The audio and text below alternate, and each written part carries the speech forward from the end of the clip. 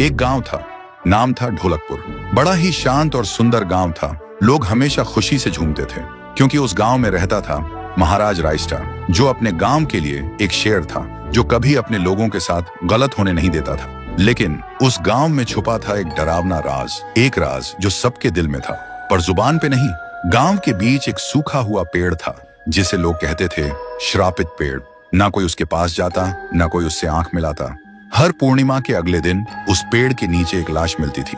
लोग कहते रात में कोई आता है और लाश छोड़ जाता है, लेकिन कभी किसी ने कुछ देखा नहीं और देखता भी कैसे। जो देखता वो अगले दिन पेड़ के नीचे होता था।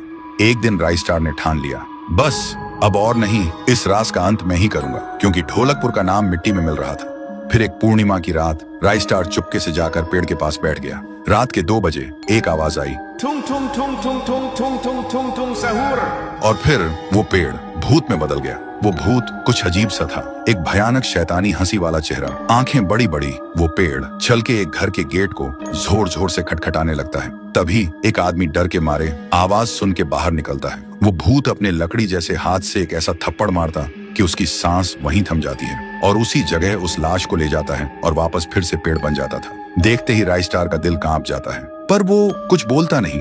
सुबह लोग भीड़ में जमा हुए और रायस्टार ने पहली बार उस पेड़ से बात करने की कोशिश की। पेड़ के अंदर से एक आवाज निकली, क्या तुम सब भूल गए मुझे? रायस्टार बोलता है, तू कौन है? पेड़ बोलता है, मैं हूँ ठुन ठुन ठुन साहुर। एक वक्त था जब मैं भी इस गांव का एक प्यारा सा बच्चा था, लेकिन 100 साल पहले मुझे इसी पेड़ से रस्सी बांधकर उल्टा लटका दिया गया, गांव वालों की आंखों के सामने, और मेरी मौत को तमाशा बना दिया गया, सिर्फ इसलिए क्योंकि मैंने एक राज देख लिया था जो लोग छुपाना चाहते थे। और उसी पल से मेरी रूह इस पेड़ से जुड़ गई।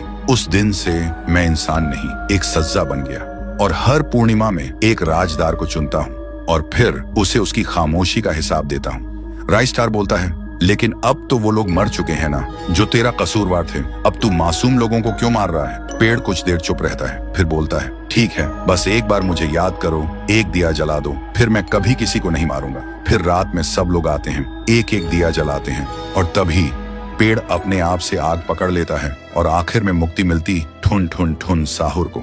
उस दिन के बाद गांव में कभी कोई लाश नहीं मिली। हर पूर्णिमा में लोग एक दिया जलाकर उसकी यादों को जिंदा रखते हैं, क्योंकि अगर भूल गए तो सपने में एक आवाज सुनाई देती थी, ठुंग ठुंग ठुंग ठुंग ठुंग ठुंग ठुंग ठुंग ठुंग सहूर।